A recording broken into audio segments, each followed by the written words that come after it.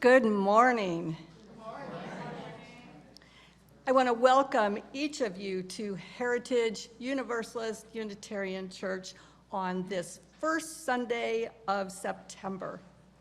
My name is Steph Tacey, and I am so happy that all of you have joined us for our worship service this morning. If you're a new visitor, we are so thrilled you're here. We'd appreciate it if you would sign our guest book that's located in the lobby, if you haven't already. And Meredith Meyer, who is in the back and just waved to everyone, is a member of our Board of Trustees, and she is here today to answer any questions and give a tour of our building. She'll be happy to connect with you after our time of worship. You'll notice we have a lot happening in our community, and if you flip the order of service over to the backside, you'll find a sample of events and information. You can also find what's happening at Heritage by visiting our website, huuc.net. Today, I've been asked to make two special announcements.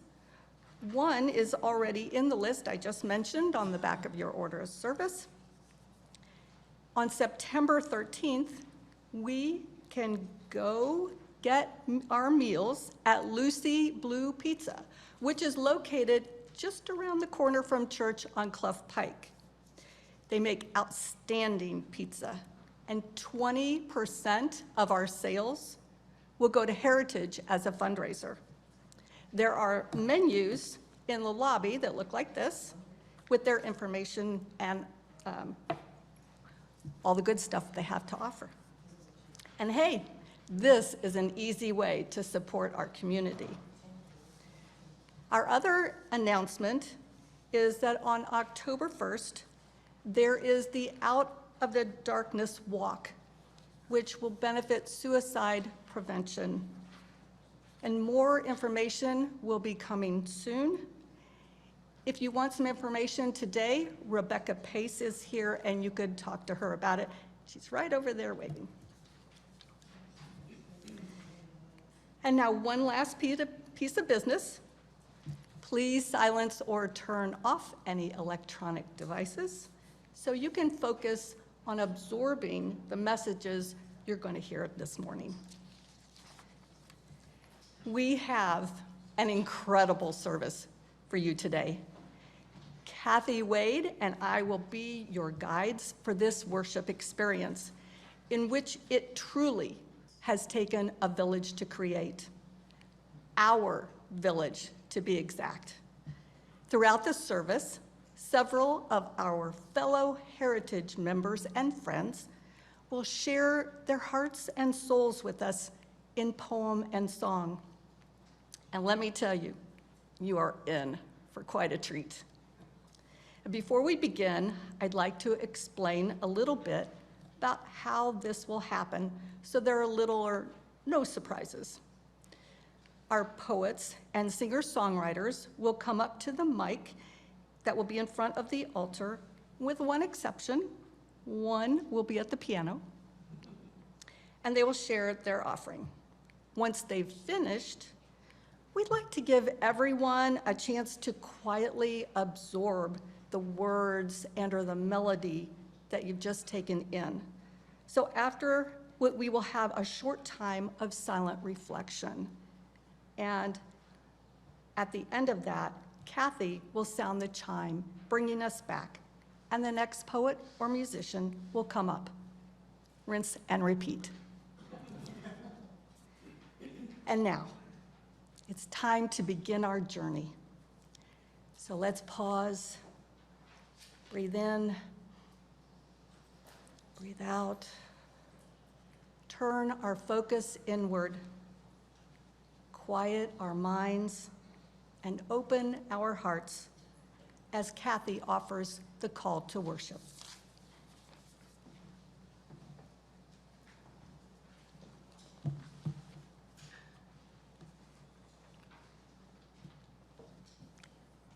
This morning's call to worship, fittingly, is from Mary Oliver, a poet. from her poem entitled Why I Wake Early. Hello, sun in my face. Hello, you who make the morning and spread it over the fields and into the faces of the tulips and the nodding morning glories and into the windows of even the miserable and the crotchety. Best preacher that ever was, dear star, that just happens to be where you are in the universe to keep us from ever darkness, to ease us with warm touching, to hold us in the great hands of light. Good morning, good morning, good morning. Watch now how I start the day in happiness, in kindness. Come, let us worship.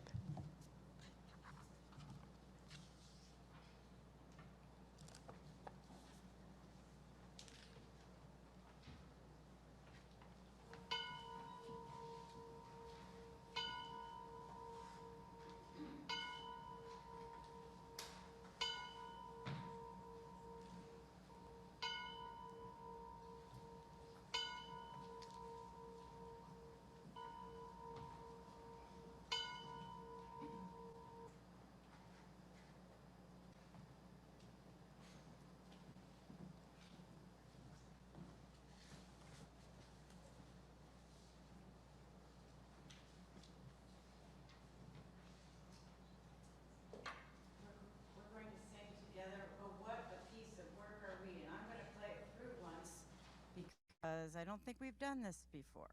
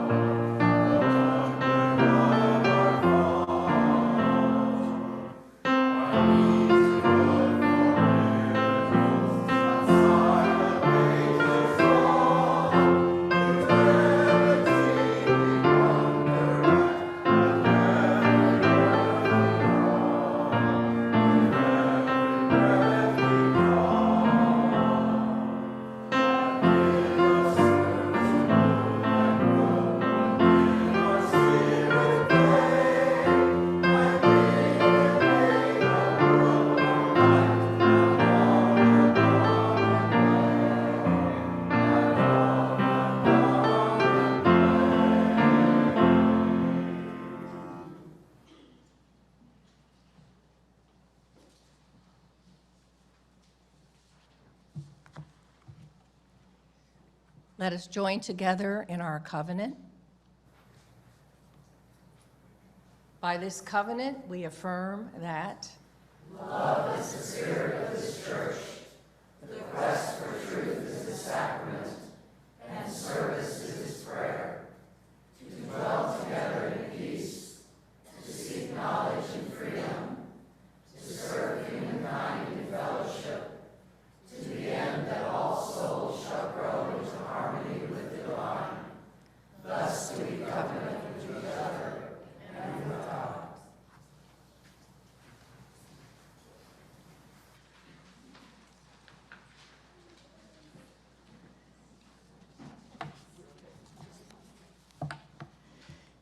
So this morning's time for all ages will be all about creating a poem.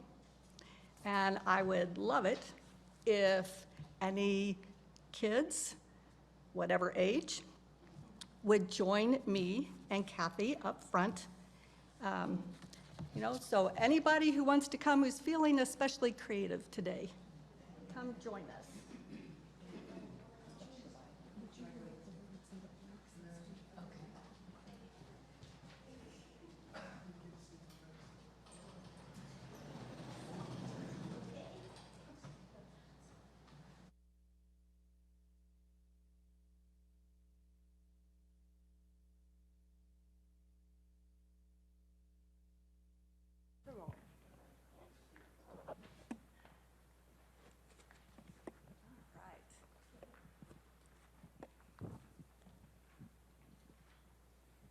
Okay. So, just in case there's anybody who doesn't really know me, I know Laura does. But I know you. You were my meditation teacher. That's right, at Peace Camp. Yeah. All right. And then Delilah, and I'm having a brain freeze. What's your name? Paul. Okay. All right. So we're going to use our imagination today and write a poem together. Now, I've gone ahead and I've written parts of the lines just to help us get started.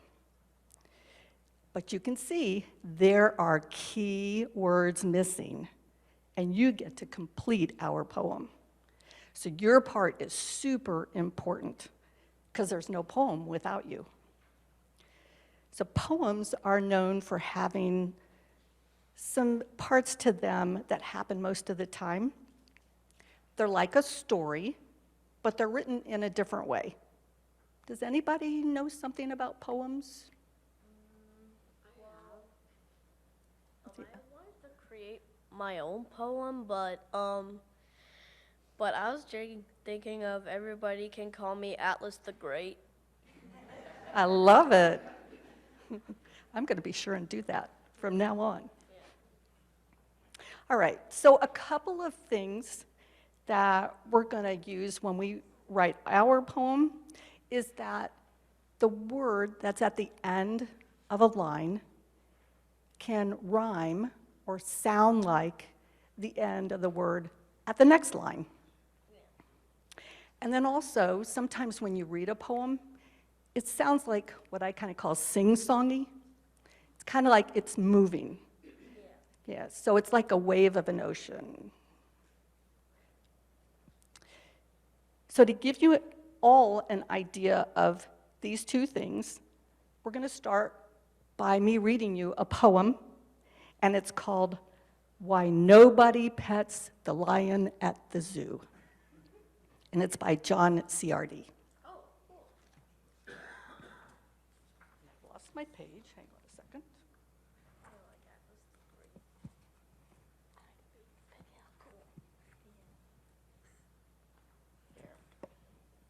Okay. The morning that the world began, the lion growled a growl at man. And I suspect the lion might, if he'd been closer, have tried a bite. I think that's as it ought to be, and not as it was taught to me. I think the lion has a right to growl a growl and bite a bite. And if the lion bothered Adam, he should have growled right back at him. The way to treat a lion right is growl for growl and bite for bite. True, the lion is a better fit for biting than for being bit. But if you look him in the eye, you'll find the lion's rather shy. He really wants somebody to pet him. The trouble is, his teeth won't let him. He has a heart of gold beneath, but the lion just can't trust his teeth.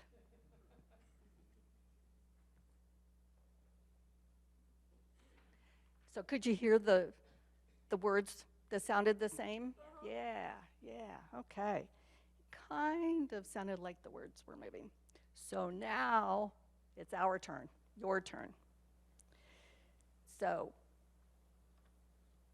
we want to make sure everybody has a chance to contribute or to be a part of the poem. So let's kind of pair up and we'll see how it goes. If we need to adjust, we will. So Delilah, do you and Paul want to work together? Okay, and we'll have Atlas and Laura. All right. So this poem is about watermelon. Who here likes watermelon? I don't really like watermelon. Yeah? Okay. Delilah and Paul? No? Oh, no. All right, well, let's pretend that we all like eating watermelon. All right, so here we are. We're eating this big slice of watermelon or some food that you really like. And let's look at the first line of our poem. All right. So our poem is called Eating Watermelon. Eating watermelon is so much fun. And let's have Atlas and Laura, you start us out. It tastes so something upon my tongue. I already know this one. It tastes so good. That's the answer by Atlas the Great. All right. So Kathy the Great is going to write great on that line.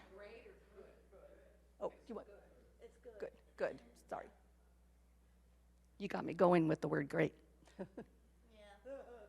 All right. All right, Delilah and Paul.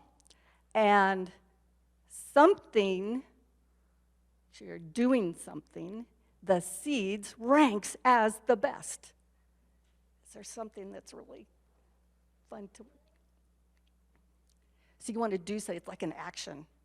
What can you do with seeds? Okay, eat them? Okay, and eating the seeds ranks as the best.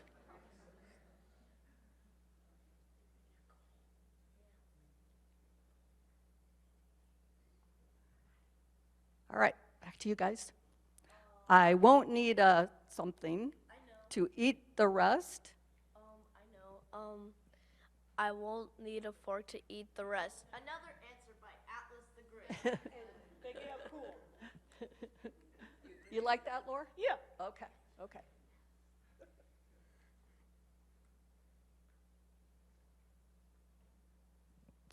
All right. Raising a watermelon would be, pardon? Tasty.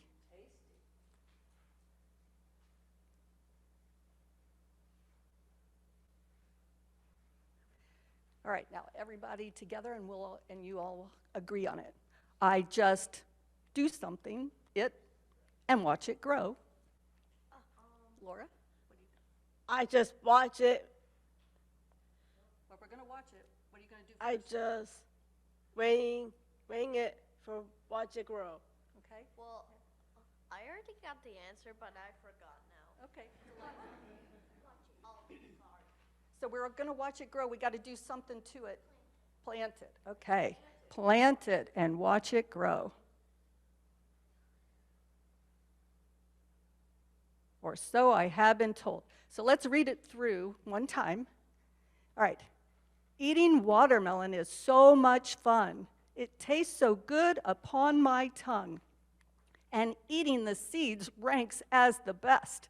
I won't need a fork to eat the rest. Raising a watermelon would be tasty, I just plant it and watch it grow. Or so I've been told. Thank you, guys. Bravo, bravo. All right. And now you can return to your seats.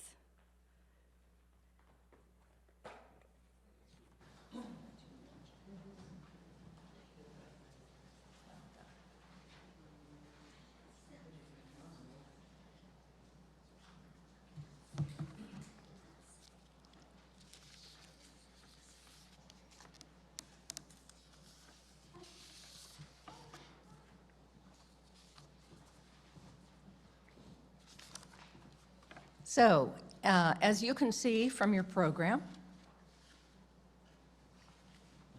we have another poem. And this one was submitted and written by Barbara L. Barnes. And she is giving me the great privilege of reading it to you.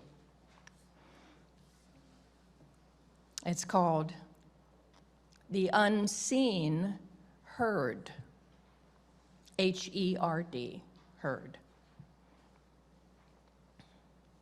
I hear the herd approach.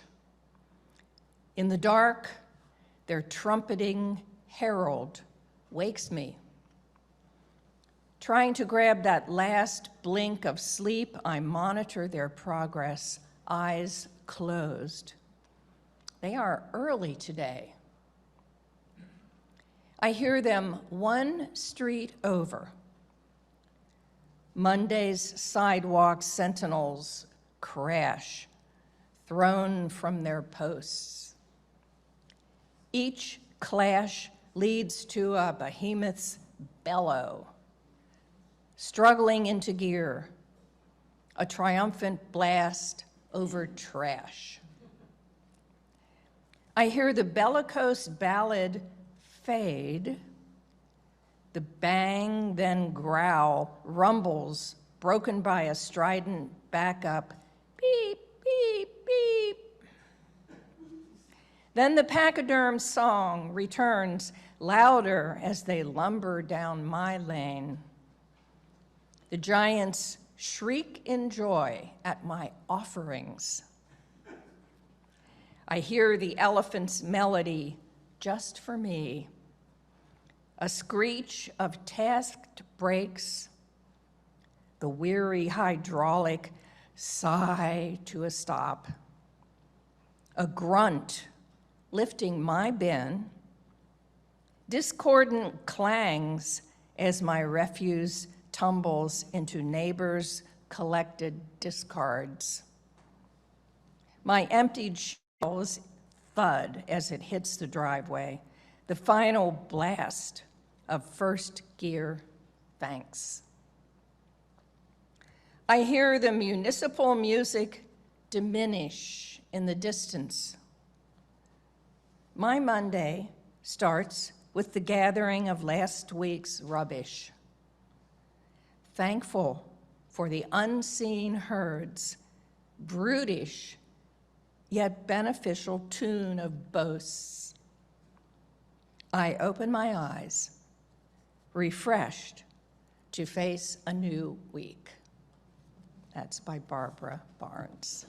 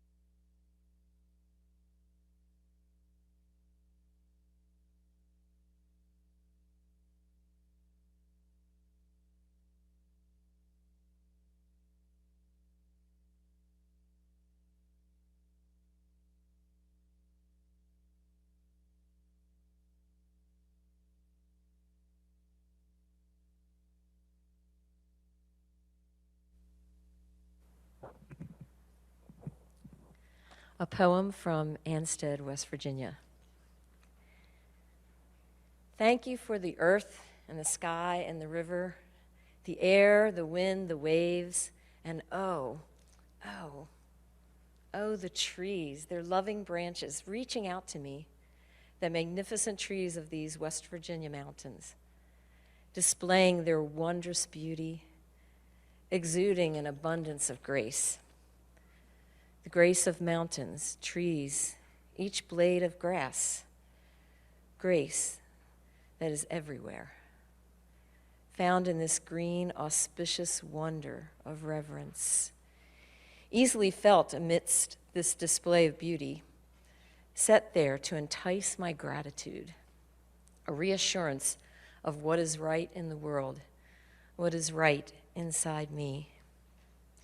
It is what we strive for, hope for, what we need.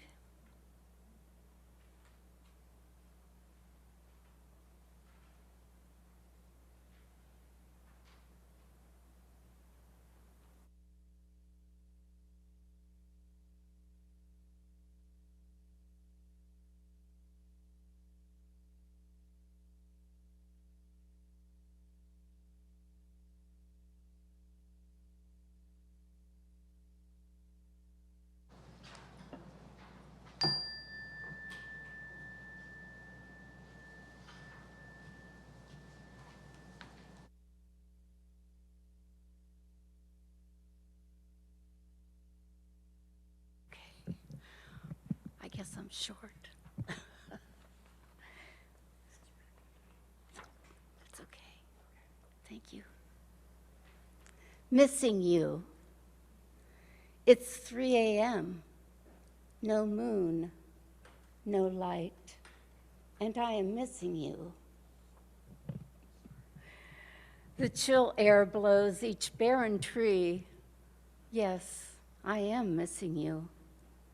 We used to walk in moonless nights and count the limbs on barren trees. I miss those moments. Though sometimes buried in memory, I can call them back.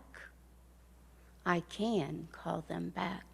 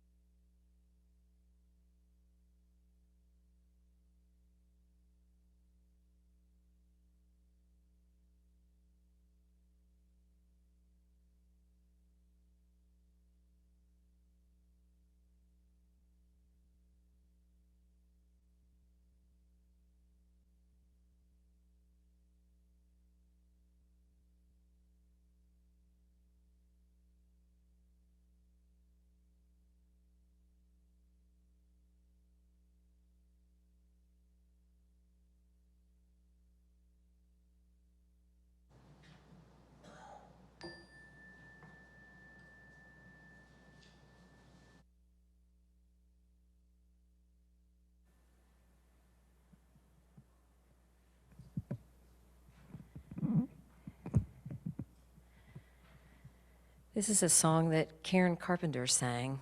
It's very short. It's very beautiful.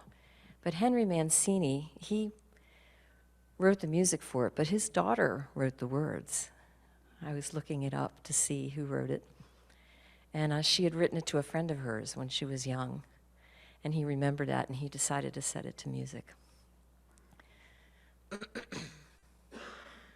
Sometimes, not often enough, we reflect upon those good things, and those thoughts always center around those we love.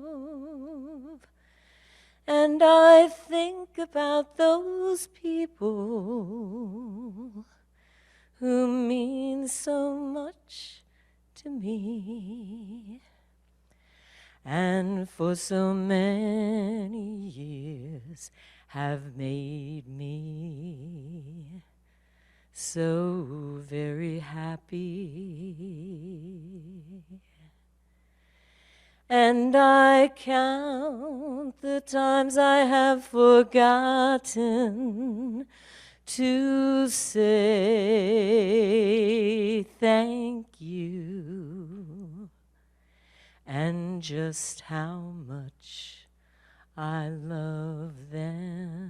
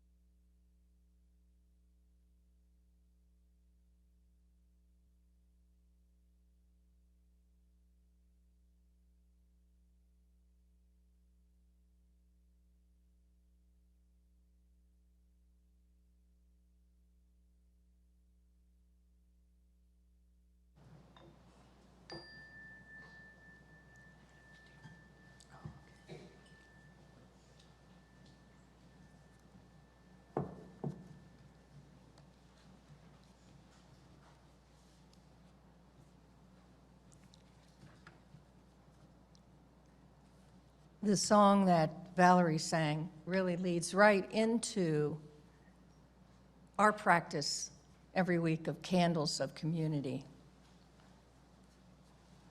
It's when we have the opportunity to share the sacred ritual we call Candles of Community.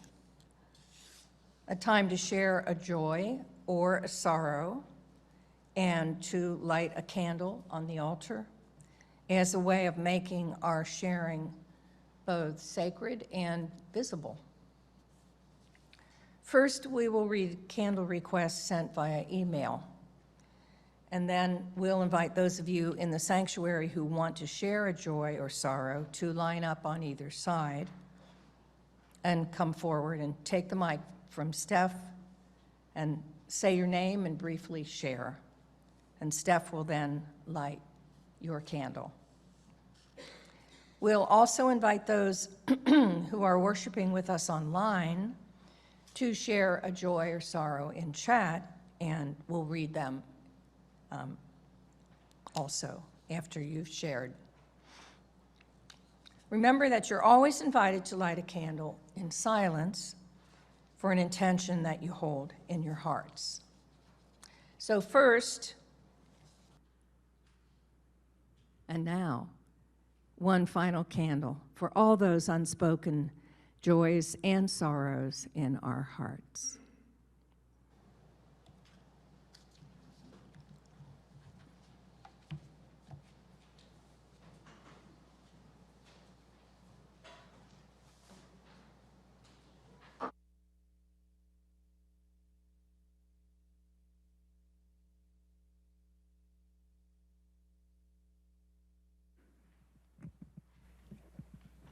Well, I'll just speak like this.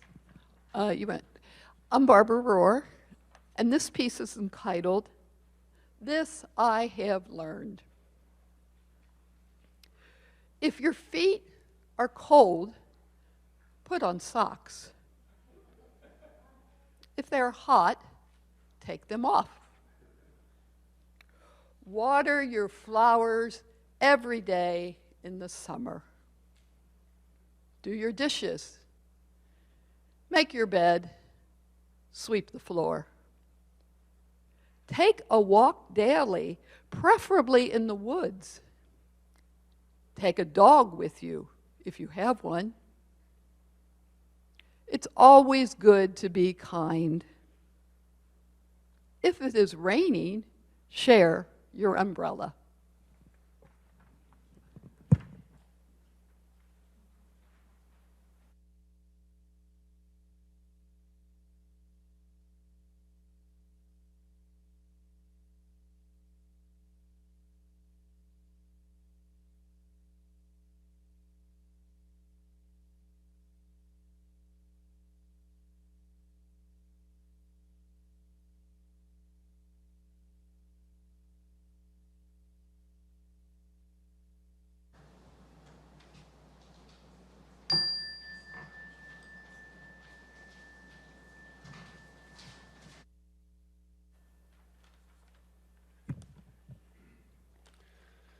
Go with your heart. We're not working here. I'll go up to the podium. Go with your heart. Quietly I sit. I empty my mind of distracting images. The first thought presents. I soak it in. What answer comes? What guidance rendered? It is my heart, lovingly caressing.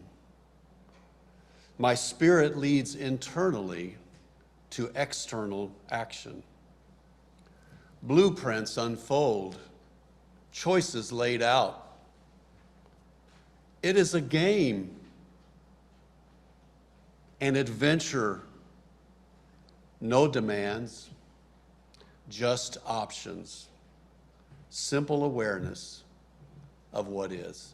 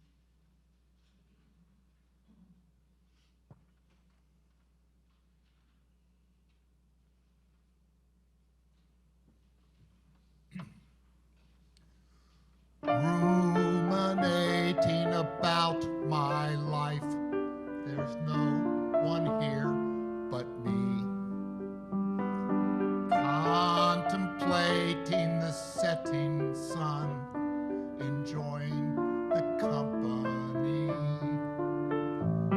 I caused myself lots of trouble when I still was young. I acted pretty stupid. I was too high-strung. I stopped trying to pretend to be the things I ain't. I was never close to cool, and I'm sure not a saint. I no longer worry about things I can't control. I have spent a lifetime searching for my soul. I'm a little scared of dying, but not afraid of death. I'll go right on loving life until my final breath.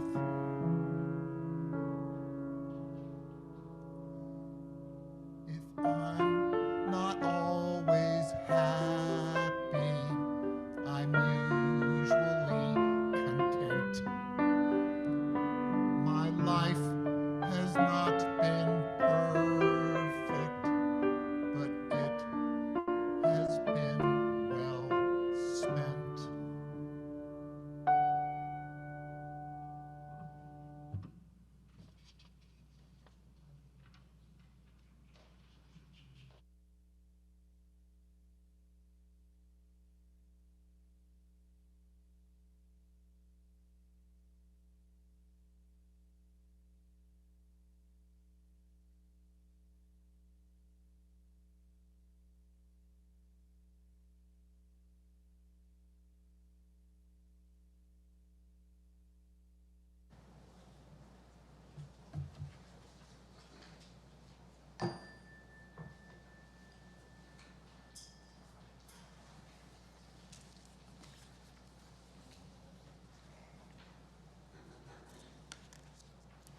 Before I talk about our offering for today, I wanted to mention an upcoming event that feels like synchronicity. On September the 10th, the Ohio Poetry Association, also known as OPA, some of you may not know that the Ohio Poetry Association even exists, is staging an event at the National Underground Railroad Freedom Center. They are offering a series of events, including social justice poetry workshops and staged readings. So if you'd like to know more, you can go to ohiopoetryassociation.org. But the Sunday's offering today will go to Women Writing for a Change, a nonprofit which offers writing programs for youth and adults of all genders in the style of a writing workshop. Some of you may know that for many years I was a staff member, a teacher, and executive director at Women Writing for a Change. But now I am frequently a beneficiary of their offerings and classes. I can tell you that Women Writing provides a safe, non-judgmental circle in which to read one's writing and listen to the words and stories of others.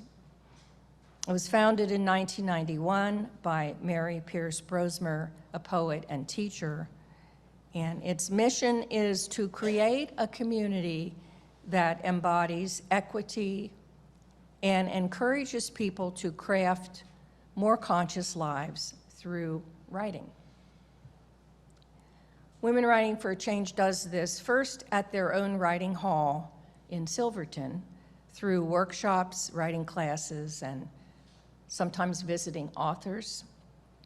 And second, in the community outreach programs they offer for people who often haven't had the space and guidance to write or express themselves. And that includes young people who are at risk or are experiencing homelessness, or survivors of domestic violence, and youth in foster care and residential juvenile detention facilities. That's just a little of the outreach that Women Writing does.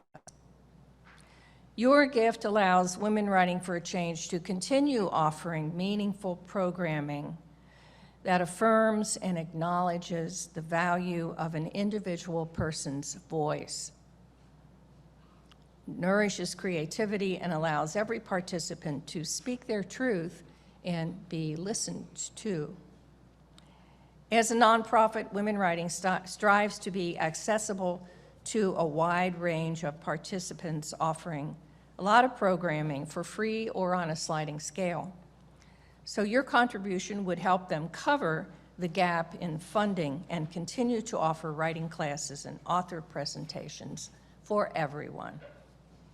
If you'd like to know more, or if you want to donate online, if you wish, you can go to womenwriting.org. And there are brochures. I'll hold one up. This is what the brochure looks like. Spark the writer in you. And I'll leave some of these outside in the lobby. Your generosity will be greatly accepted.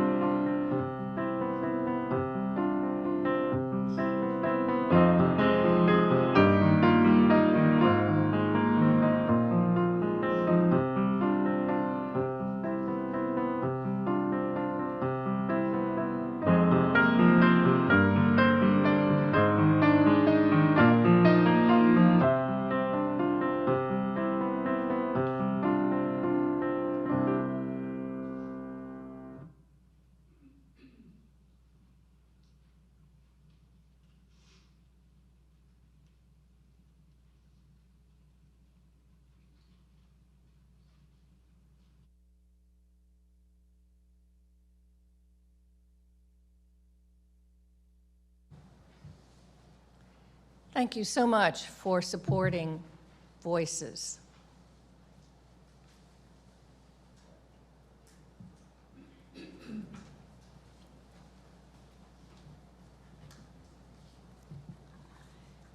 It's my honor and privilege to be the one to recite the next poem written by Dot Christensen. The Weeping Rock, Zion National Park. How do trees grow up there on the walls, on masses of stone thousands feet tall? The walls look solid, an unfriendly place. Can anything grow in this extraordinary space? Thousands of years, eons passed by. Sand, rivers, wind, carved canyons deep and wide. 10 layers of rock, called kaibab at the top, and trees are alive in every strand of the rock. There's a rock overhang 500 feet from the ground where walls weep tears with barely a sound. Not a stream or trickle, but a very fine mist, creating a rainbow high on the cliff. The rock above, like a huge dry sponge, has cracks and holes for when rain comes. Slowly, slowly, over 1,000 years, the water seeps down to the wall of tears. Seeds for trees blow high on the walls. Some find cracks where they self-install. No one disturbs them there on the wall, where they seem to thrive, to benefit all.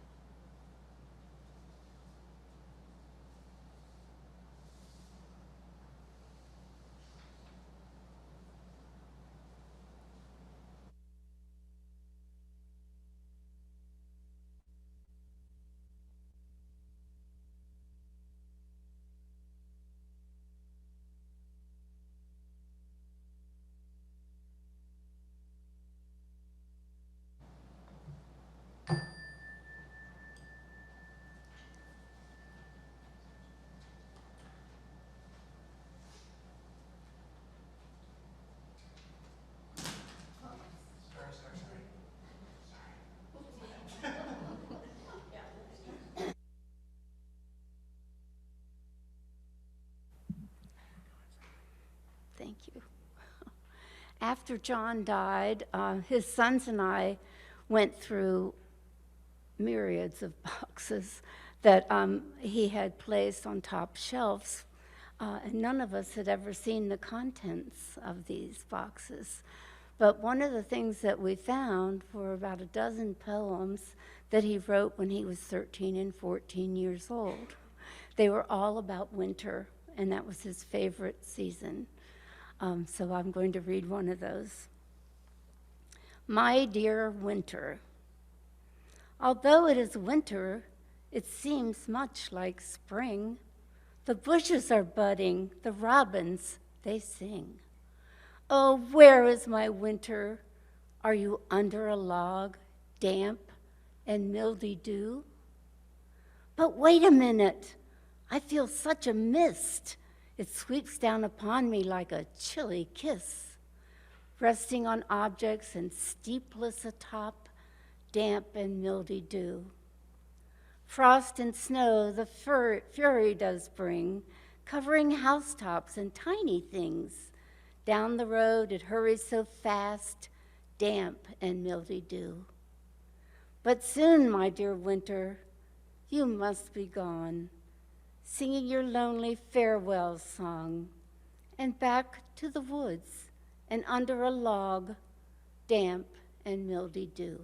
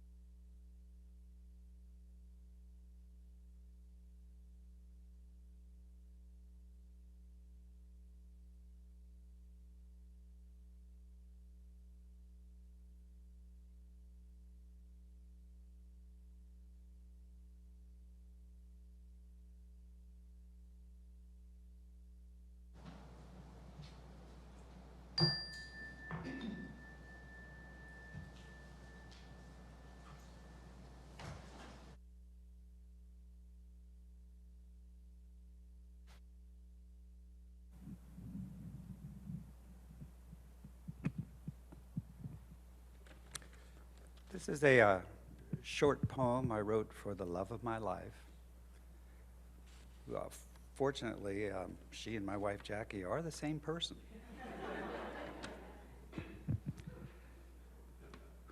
We stood at the hard edge of winter, gazing through leafless trees at sky that promised snow.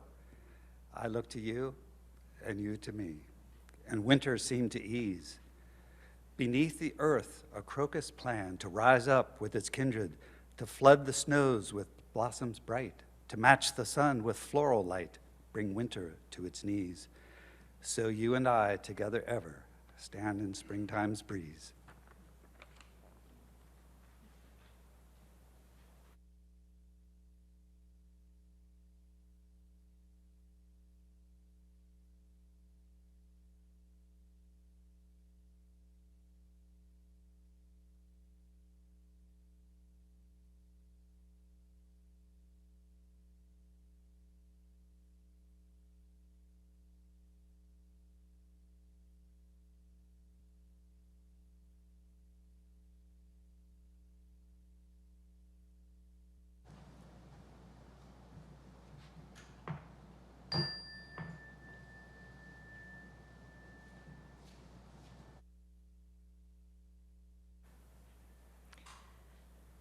God Says Yes to Me by Kaylin Hott. I asked God if it was okay to be melodramatic, and she said yes. I asked her if it was okay to be short, and she said it sure is. I asked her if I could wear nail polish or not wear nail polish, and she said, honey, she calls me that sometimes. She said, you can do just exactly what you want to. Thanks, God, I said. And is it even okay if I don't paragraph my letters? Sweet cakes, God said. Who knows where she picked that up?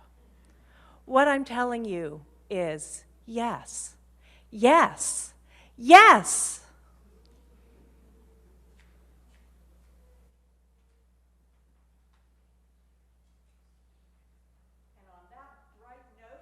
Let's rise as you're willing and able and sing our closing hymn, This Little Light of Mine.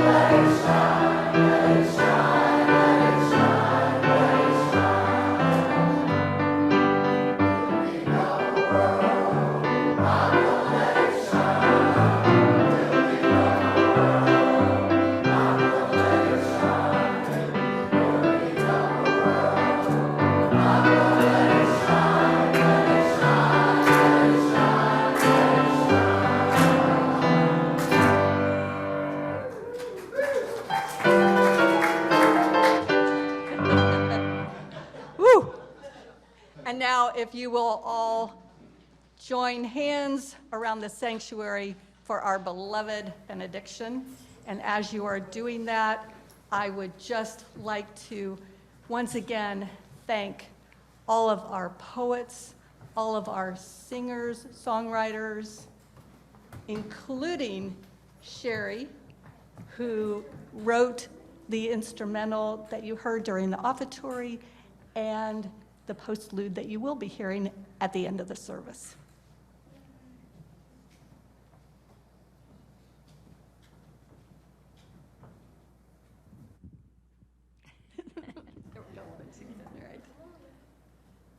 Oh, what joy. May the Spirit of life May the Spirit of life that each of us possesses flow from one to the other. May it stay with us. And bring us peace and harmony. Until we meet again. Amen and blessed be.